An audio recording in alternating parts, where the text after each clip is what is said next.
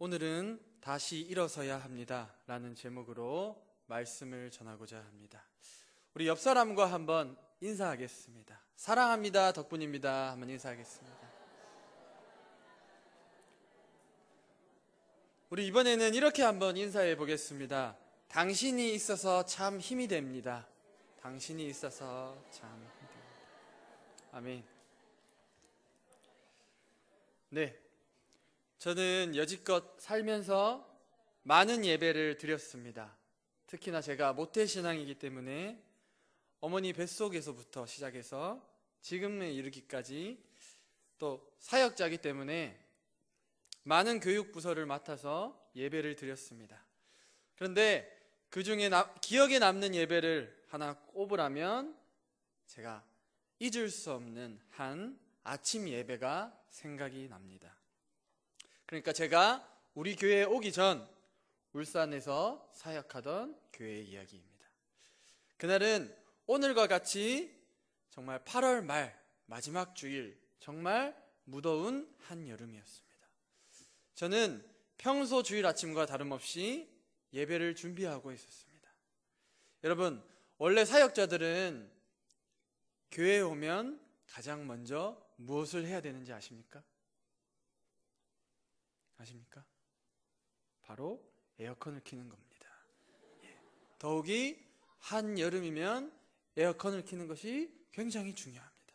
그런데 그날 이상하게 에어컨이 켜지지 않았는데 알고 보니 교회 변압기가 고장이 나고 말았습니다. 여러분, 그 무더운 날 아침 예배는 어떻게 되었을까요?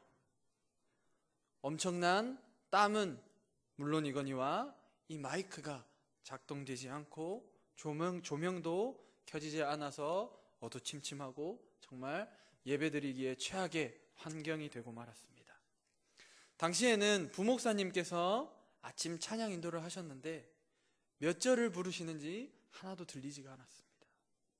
또 담임 목사님께서는 마이크 없이 설교를 하시는데 한 10분 하시고 목소리가 쉬셨습니다. 저는 전기가 나갔다는 그 소식을 듣는 순간 좌절하고 말았습니다. 차라리 오늘 아침 예배를 쉬는 것이 낫지 않을까. 근데 여러분, 제가 정말 놀라운 것은 제가 울산에서 드렸던 예배 중에 가장 은혜가 되는 예배가 바로 그 힘들었던 아침 예배였습니다. 여러분, 우리가 평소 당연하다고 생각했던 이 조명과 이 마이크와 이 에어컨이 처음에는 불평의 대상이었습니다. 그러나 점차 모든 사람에게 감사의 제목이 되었고, 또 장로님부터 시작해서 집사님에 이르기까지 모두 한 마음으로 땀을 흘려가며 예배를 준비하는 모습에 저는 이런 고백을 할 수밖에 없었습니다. 예배가 우리의 환경의 전부가 아니구나. 비록 어려운 환경이라도 우리의 마음의 중심이 하나님께 드려진다면, 교회 안에 어려움이 생겨도 각 지체가 하나 되어 움직일 수 있다면 그것을 우리가 이겨낼 수 있구나. 그래서 그 아침 예배가 끝나갈 때에는 우리 주변의 작은 것들 모두가 감사의 제목이 되었습니다. 그리고 서로의 노력 덕분에 오후 예배에는 전기가 정상적으로 회복되었고 서로를 보면서 우리가 감사의 고백을 할 수 있었습니다. 여러분, 제가 생각해 보았는데 어쩌면 우리의 삶에 있어서 어려움이란 마치 이 뜬금없이 일어났던 정전과도 같은 모습이 아닐까 저는 생각을 해보게 됩니다. 우리가 세상을 살아가면서 또는 신앙생활을 함에 있어서 여러 가지 힘든 일들을 겪게 되는데 그 어려움은 예고되어지는 것이 아니라 정말 정전과도 같이 갑자기 찾아오는 어두움 혹은 막막함과도 비슷하다고 표현할 수 있을 것입니다. 우리 삶에 정말 행복한 일만 가득하다면 얼마나 좋겠습니까? 그러나 전혀 내가 생각지 못한 어려움 때문에 혹은 피할 수 없는 환경 때문에 좌절하거나 힘들어했던 경험들을 많이 가지고 계실 것입니다. 우리가 흔히 그 말을 슬럼프라고 하지요. 슬럼프라는 것은 쓰러지다 또는 털썩 주저앉다라는 뜻입니다. 이 슬럼프는 정전과 같이 예고 없이 우리를 찾아옵니다. 물론 다른 사람들이 보기에는 내가 겪는 슬럼프, 내가 겪는 어려움이 크기가 다를 수 있습니다. 아니, 저 사람은 왜 저것 가지고 그래? 그러나 내게 작은 것이라도 누군가에게는 그것이 참 무겁고 버거운 일일 수 있습니다. 나를 힘들게 하고 나를 주저앉게 하는 것이 그 슬럼프입니다. 아마 여기 앉아 계신 모든 분들에게는 여러 가지 문제가 있으실 것입니다. 누구는 직장 때문에 힘들고, 누구는 사람 때문에 힘들고, 누구는 신앙생활 때문에 힘들 것입니다. 모두가 다 똑같지는 않겠지만 나를 슬럼프에 빠지는 문제들은 예고 없이 우리를 기다린다는 것입니다. 그러나 여러분, 우리가 한 가지 기억해야 하는 것은 내 앞에 있는 어려움이나 절망이 결코 우리 삶의 끝이 아닙니다. 그것은 나의 인생에 있어서 하나님이 예비하신 한 과정일 뿐입니다. 그것은 우리를 성장시키기 위하여 때때로 하나님께서 고난도 우리에게 허락하실 수 있다는 것입니다. 그래서 이런 말이 있죠. 고난 없이는 축복도 없다. 저는 여기 계신 우리 성도 여러분들이 어려운 상황이나 환경 때문에 자리에서 주저앉는 것이 아니라 어려움 가운데서도 하나님만 바라보고 내 안에 중심을 잃지 않는 그런 성도님들이 되길 간절히 소망합니다. 마치 사람들이 정전을 극복하고 하나님께 감사의 고백을 드렸던 것처럼 말입니다. 사무엘상 16장 7절 하반절 말씀입니다. 나의 보는 것은 사람과 같지 아니 사람은 외모를 보거니와 나 여호와는 중심을 보느니라. 여러분, 하나님께서는요 우리의 중심을 보신다고 하셨습니다. 우리에게 어쩌면 가장 필요한 것은 어떠한 환경인가가 아니라 내 마음의 중심이 어디를 향해 있는가입니다. 오늘 이 시간 하나님의 말씀을 통해 여러분의 어려움을 이겨내고 다시 새 힘을 가지고 하나님께 감사의 고백을 드릴 수 있는 그런 은혜의 시간이 되길 간절히 소망합니다. 오늘 우리가 읽은 본문 말씀은 평소 우리가 잘 아는 한 사람의 이야기입니다. 바로 자신의 목숨을 다해 살아계신 하나님을 증거했던 선지자 엘리야입니다. 열왕기하 2장과 우리가 잘 부르는 찬송가 가사에 보면 엘리야가 죽지 않고 구름 타고 하늘에 승천했다는 것을 알 수 있습니다.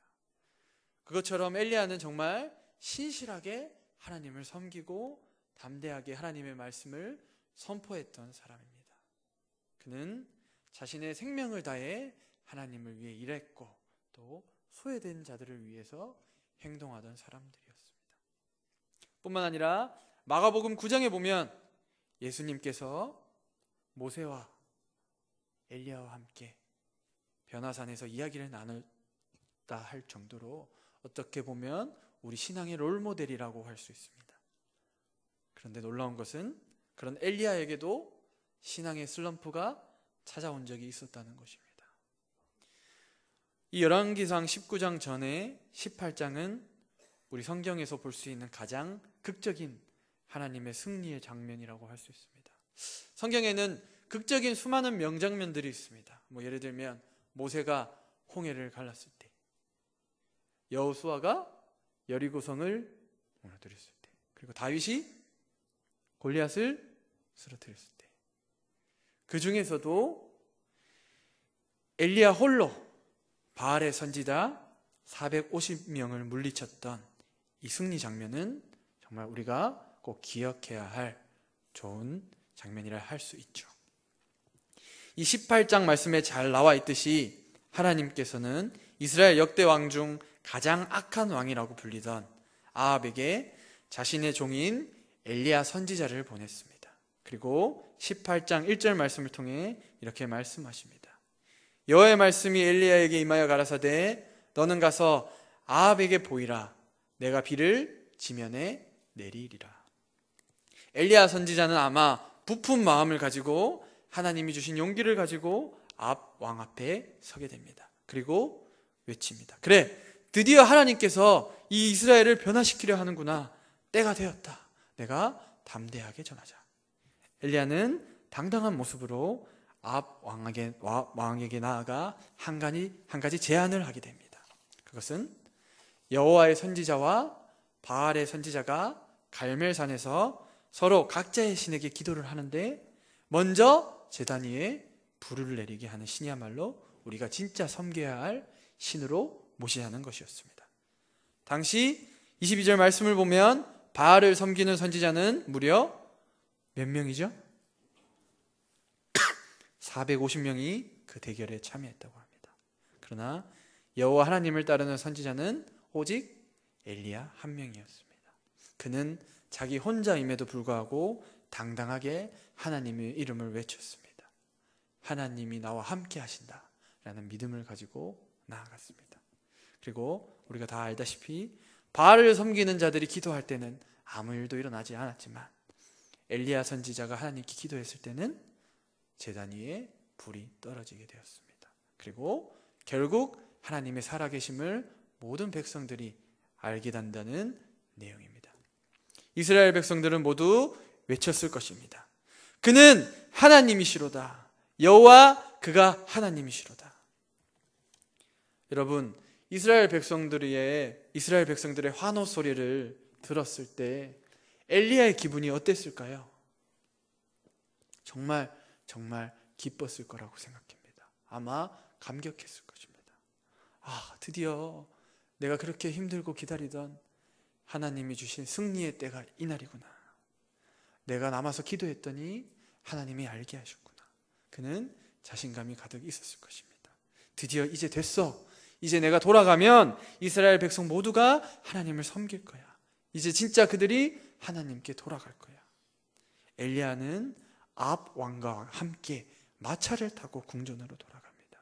그는 정말 신이 난 기분으로 정말 승리의 소식을 가지고 돌아가는 그런 기분이었을 겁니다. 한평생 하나님만 바라봤는데 얼마나 기분이 좋았겠습니까? 근데 여러분, 놀랍게도 그 엘리야의 기분과 기대와는 달리 정말 어마어마한 반전이 기다리고 있었습니다. 우리 19장 2절 말씀을 보겠습니다. 이세벨이 사자를 엘리야에게 보내어 이르되 내가 내일 이맘때에는 정녕 내 생명으로 저 사람들 중 한 사람의 생명 갖게 하리라. 아니하면 신들이 내게 벌 위에 벌을 내림이 마땅하니라. 여러분, 우리가 보통이라면, 우리가 정상인이라면, 우리가 하나님의 그 기적을 보았다면 엘리야를 대접하고 하나님을 높여드리는 게 마땅한 일이지 않습니까? 그런데 오히려 왕의 아내 이세벨은 도리어 엘리야를 협박했습니다. 내가 바알의 제사장들이 죽은 것처럼 너를 죽이겠다. 여러분, 엘리야는 자기 목숨을 위해 도망치고 말았습니다. 그리고 그의 마음은 처참히 부서지고 말았습니다. 우리가 흔히 기대가 컸던 만큼 실망도 크다라는 말처럼 그는 생각지도 못한 상황에 주저앉고 말았습니다. 어떠한 상황에서도 정말 450대 1로서도 당당히 외쳤던 그 엘리야가 무너지고 말았습니다. 그리고 하나님께 절규했습니다. 4절 말씀입니다. 가로되 여호와여 지금 내 생명을 취하여 주옵소서. 나는 내 열조보다 낫지 못하니이다. 하나님, 차라리 나를 죽여주십시오. 나는 내 조상보다 못한 사람입니다. 그는 영적 슬럼프에 빠지고 말았습니다. 여러분, 너무나 다행인 것은 하나님께서는 영적 슬럼프에 빠진 엘리야를 그냥 지켜보고만 계시지 않으셨습니다. 하나님께서는 엘리야에게 천사를 보내시고 육적인 것을 채워주시고 또는 호렙산으로 인도하여 영적인 필요를 채워주셨습니다. 하나님께서는 엘리야에게 말씀하셨습니다. 엘리야야, 네가 어찌하여 여기 있느냐? 엘리야의 불평 섞인 대답에 하나님께서는 자신의 생각을 대답 대신 표적으로 나타내셨습니다. 하나님께서는 엘리야를 산에 세우시고 큰 바람으로 또는 지진으로 바위를 부셔서 표적을 보이셨습니다. 그러나 그 어디에도 자신을 보이지 않으셨습니다. 오히려 모든 것이 다 끝나고 잠잠할 때 아주 미세한 소리로 엘리야에게 말씀하셨습니다. 엘리야는 순간 자신의 교만함을 깨달았습니다. 아, 내 열심으로만 하나님을 나타내는 게 아니구나. 또 하나님은 어떤 특별한 기적에만 계시는 것이 아니구나. 여러분, 우리가 15절 말씀부터 읽으면 알 수 있지만 하나님께서는 이미 엘리야의 상황을 다 알고 계셨습니다. 그리고 그 이후의 상황을 다 계획해 놓으셨습니다.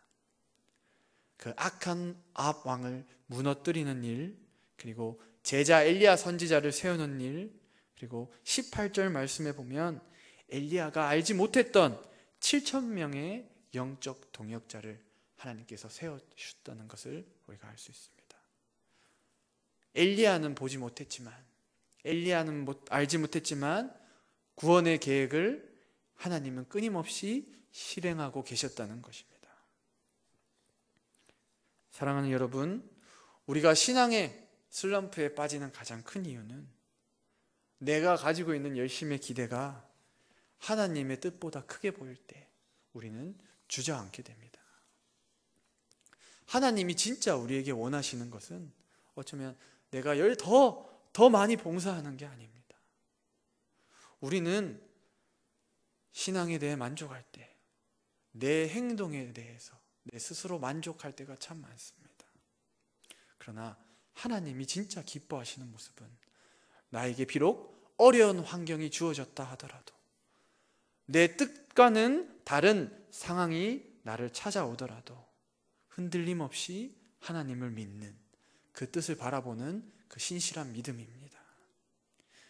내 눈에는 보이지 않더라도 하나님은 우리가 알지 못하는 깊은 것을 계획하고 운행하고 계십니다. 하나님은 신실하신 분입니다. 여러분, 내 뜻보다, 내 계획보다 하나님의 뜻이 높다는 것을 우리는 인정해야 됩니다. 그리고 우리에게 주어진 어떠한 어려운 환경에서도 하나님의 뜻에 귀를 기울여야 합니다. 하나님께서는 엘리야에게 말씀하셨던 것처럼 세미한 목소리로 우리에게 말씀하십니다. 네가 어찌하여 앉아있느냐? 내가 너를 회복시킬 것이다. 내가 너를 위해 많은 것을 예비해 놓았다. 너는 일어나서 걸어가면 돼.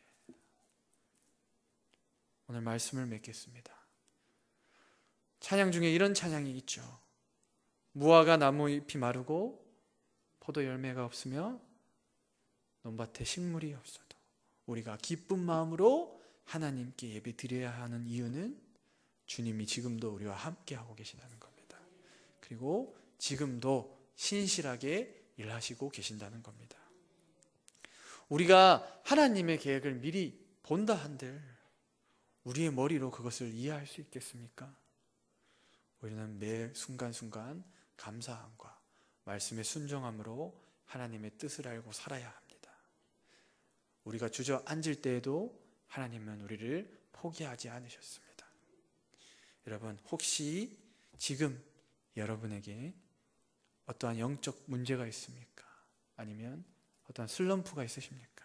그러면 다시 일어서야 합니다. 하나님께서 여러분을 엘리야와 같이 회복시켜 주실 것이고, 세미하게 잠잠할 때 하나님께서 우리에게 말씀해 주실 것입니다. 그리고 나 혼자 힘들 때 하나님이 7,000명의 동역자를 미리 세우셨던 것처럼 나에게 새 동역자를 세워주시고 그것을 이겨내게 하실 것입니다. 그러니 여러분, 지금 어렵더라도 주저앉지 마십시오. 그리고 쓰러졌더라면 이제 일어나십시오. 하나님께서는 당신을 향해 큰 계획을 가지고 계시고 그 지금 힘든 일로 인하여서 당신을 더욱더 성장시키실 것입니다. 여러분, 넘어지는 것은 두려운 것이 아닙니다. 다시 일어나면 그만입니다. 우리가 신실하게 일하시는 하나님을 생각하며 하나님의 손을 놓지 않고 끝까지 승리하시는 우리 사랑하는 성도 여러분이 되길 간절히 소망합니다. 아멘. 다 같이 기도하겠습니다.